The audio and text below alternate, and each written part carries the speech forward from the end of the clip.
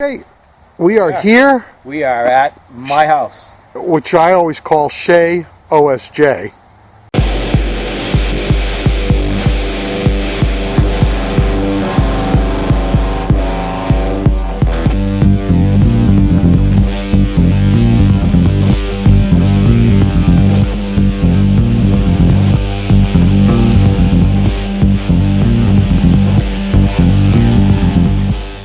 He'll show you around. Yeah, I currently I have 4 bikes now. Had 5, had a bunch at one time, but Now, tell us a little bit about the bike you got rid of, because I was so sad when you got rid of that bike. yeah. I'm gonna put out. Listen, I'll put a picture up of the bike. You probably have sent me a picture of that bike. Probably, yeah.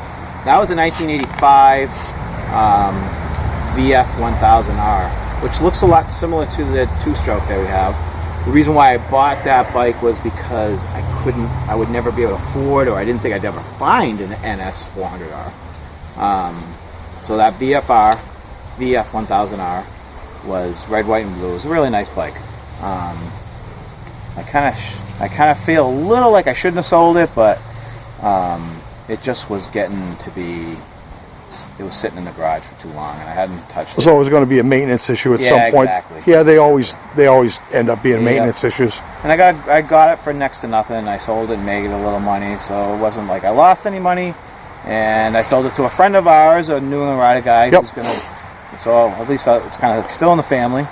And I've realized as I gotten a little bit older now that I'm old school, the one thing I don't do anymore, and I don't miss it at all, is any type of real work on bikes. I'll do maintenance, oil changes, battery changes, stuff like that, but that was gonna need a little bit more work. And I was either gonna pay someone to do it, which I was kind of okay with. I thought about having it completely restored, but then I'm thinking about, I want to get a little dirt bike. I want to buy, or I might want to buy something, another 80s bike that I have my eye on that's in good shape, kind of like the NS. That's in perfect shape. Right. So I'd rather spend a little bit more and have something that runs really, really good. So that's why I'm down to 4 bikes. And He's down to 4. Down to 4. Down to 4, folks. Yeah. Down to 4. I'm currently looking for a couple right now. What are you looking Ducati for? F1. Ducati F1? Yeah. 85, 86, F1, F1B. That's like top. Now, with my vast YouTube audience, I know somebody's going to come up with a Ducati F1. Those are pretty rare.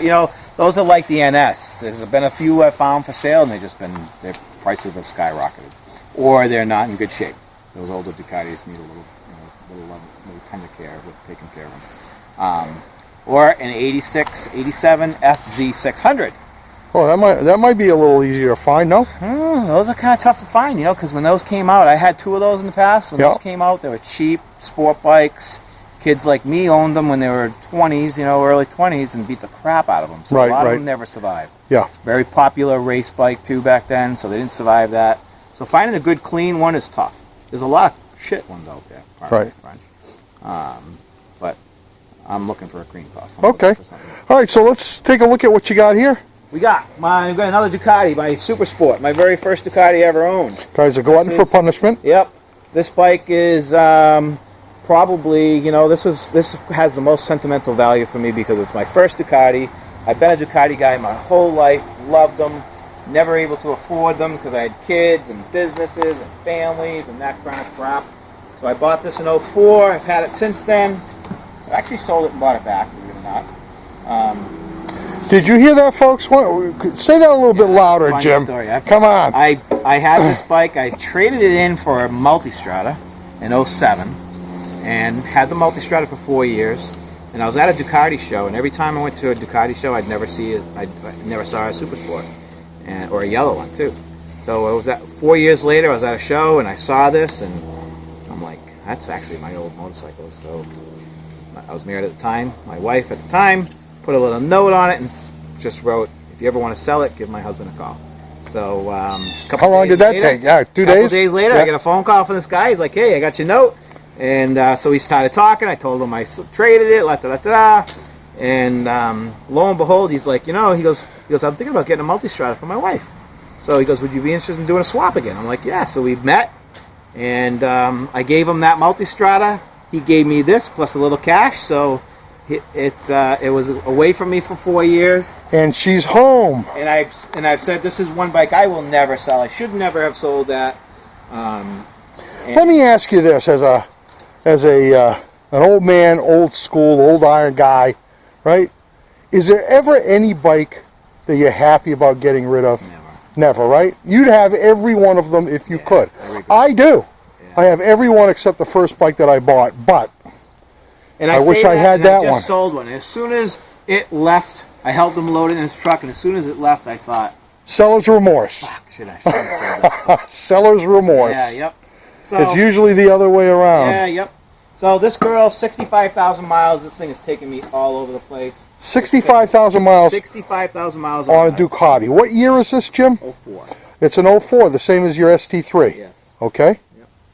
So, and in terms of, let me ask you this, in terms of technology on the two bikes, is there one that's better than the other one? Well, this is kind of old school Ducati, so this is 2-valve air-cooled motor. So, you know, they stuck with that 2-valve air-cooled design for a long, long time. And the ST3 is a unique bird. It's a 3-valve liquid-cooled. They don't make that motor anymore. Really? The real Ducati guys say that's one of the best motors they ever made. But that's why they call it ST3, for the 3-valve head. Now, what about the ST4? Was that 4-valve head? 4-valve head, yep. So they had two different, because that was basically the 916 motor, which right. was liquid-cooled 4-valve. So at the time when Ducati was making this, they had the liquid-cooled 4-valves, the 999s. And this was like the cheapest Ducati you could buy. Almost the cheapest Ducati you could buy when I bought this. And other than the starter dying when it had 600 miles on it, I have not put a dime into this bike. Really? Other than maintenance. Ducati maintenance is maintenance. I spent more on maintenance. I think I spent probably 10 grand on maintenance on this. Oh my goodness, that's more than the bike cost, isn't it? Way more. Yes. Oh my Maybe goodness. not that much, but a lot. So 65,000 miles. These things need valve adjustments, belts changed every 7,000 miles. So I spent a lot on maintenance, but you know, it's. Now, and listen, that's not the kind of thing that you can ignore. No. The maintenance schedule, you can't ignore that on a Ducati, or on a BMW, or I would say probably on a Harley Davidson. Yeah, you're right. The kinds of things that you would ignore maybe on a Japanese bike.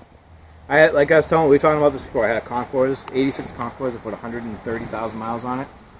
Never did anything other than oil changes. That's it. Yeah, that's it. Oil changes and tires. That's why I like Japanese bikes. I never did a valve adjustment on that bike. Never did anything on that bike. Yep. So, but yeah, Ducatis. I think you got to stay on top of that kind of stuff. But so, you know, to me, it's like I've always looked at motorcycles as a passion. It has nothing to do with getting your money's worth or making money or losing money. It's a passion for me. So if I make money, great. If I lose money, if it's something that like the joy that this bike has brought me over the years, it's priceless. There you go. Priceless. There you go. Yep.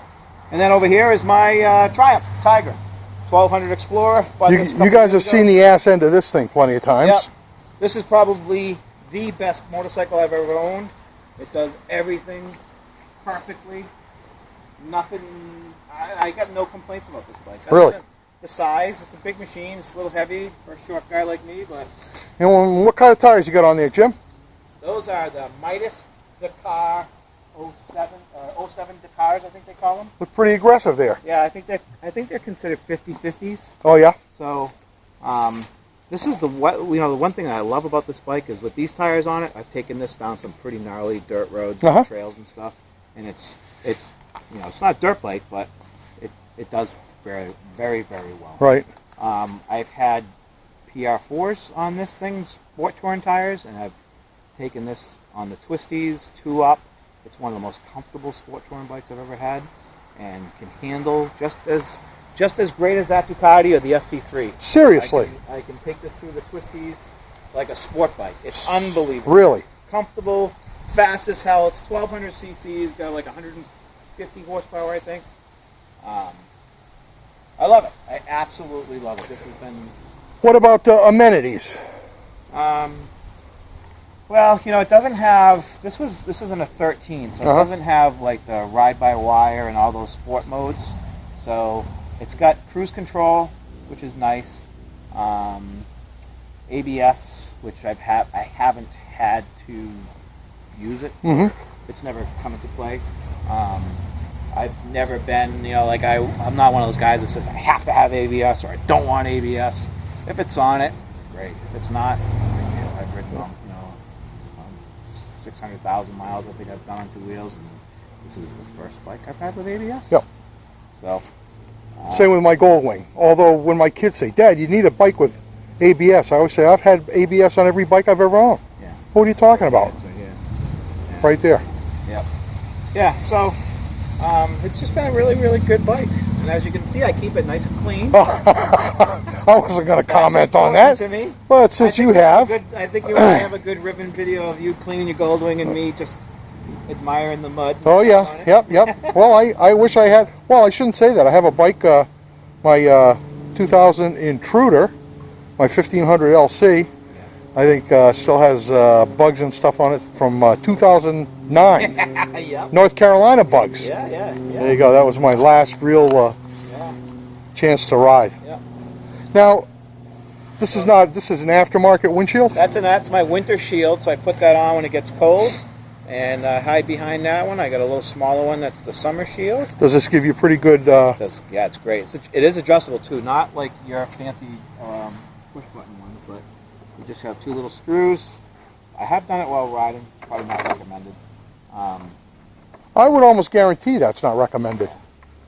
I've been yelled at by my passengers. Yeah, and I've seen you probably do both at one time. Well, that's the good thing about cruise control. You set cruise control. Yeah, you can lean right over the handlebars and not have to worry about...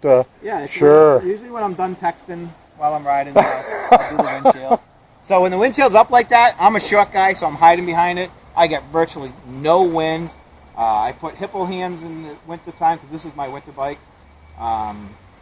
It's been a lot of your summer bike lately, too. It has been, yeah. You know what? This has been... I bought this because my girlfriend Kelly wanted to kind of start doing more trips with me, and I needed something a little bit more comfortable. I bought the ST for that reason. Yep. But it just wasn't as comfortable as I hoped. So this was purchased as a sport touring 2-up bike. That was the original goal. And it's fulfilled that. Yeah. Fulfilled that need. In the market for it. You know, I was actually in the market for a winter bike. Yeah, I got my good stickers. Rossi. We got Nikki Hayden, rest in peace. The Kentucky kid. Yeah, we got Marco Simicelli, rest in peace. Rest in peace. There's too many rest in pieces on the back of I know, yep. On the back of your bike. What a shame. Yeah, good riders. Yeah.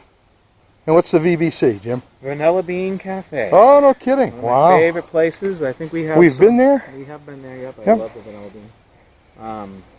So, yeah, you know what? I was in the market for a scrambler. I wanted a Ducati scrambler for a winter bike. And just doing little searches for Triumph scramblers, this came up. It was local. The guy was trying to get rid of it because he was a Harley guy. He bought it and never liked that style. And it was around Christmas, and he was trying to get some money for his kids, for presents, and I just fell into it. I had no idea I was going to love it as much as I do. Really? I had no... And this is your I was going to say this is your first real adventure bike, but you had the Multistrada. Yeah. Although I would say that's not really that much of an adventure bike, yeah, I don't think. And mine was the 07, so it was the air-cooled. Right. And I've had a couple of KLR 650s over the years, and I had a nice 86 Honda XL 600R, which is a really kind of cool, pretty rare bike. But this is, I guess this is really what adventure bikes are supposed to be, right? Big bikes, you know, it's got good ground clearance. For as heavy as it is, it kind of disappears once you're moving. And I'm a novice with dirt ride roads, you know, stuff like that. So I don't go really too crazy on this, but I've ridden with some pretty hardcore dirt guys, and they've all said the same thing, that they're impressed with what I can do on this.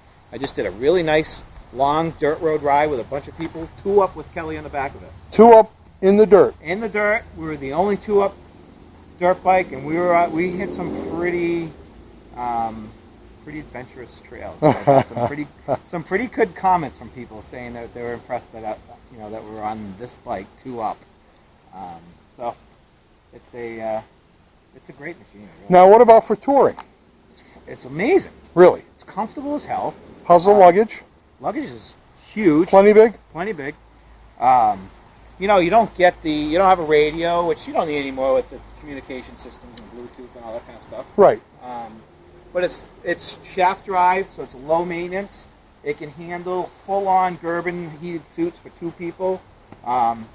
It's got great weather protection. I know it doesn't look it because it doesn't have the big fairing like your Goldwing, right? But it really does. And with that big windshield, which usually I don't like, it's my head in the breeze in the summertime. I'm amazed at how comfortable this thing is and how well it does on long rides. 2-up. Kelly doesn't have too much experience with other bikes, so to her this is like a Goldwing. She's never been on a Goldwing, so right. She doesn't know what that feels like. But well, don't let her on a Goldwing until you're ready to buy one. Someday I will have a big touring bike like that, but for now, this more fits your needs. Yeah? You're gonna sell it? I said I probably will never sell this. Oh. Just like every other bike we own. Yeah, exactly. We don't sell bikes. We buy bigger garages.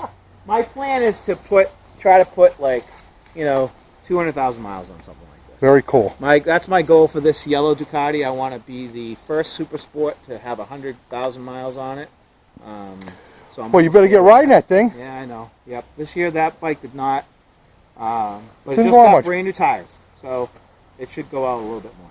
All right. Yeah. All right. Let's cut this off right here, and we'll be back. See ya.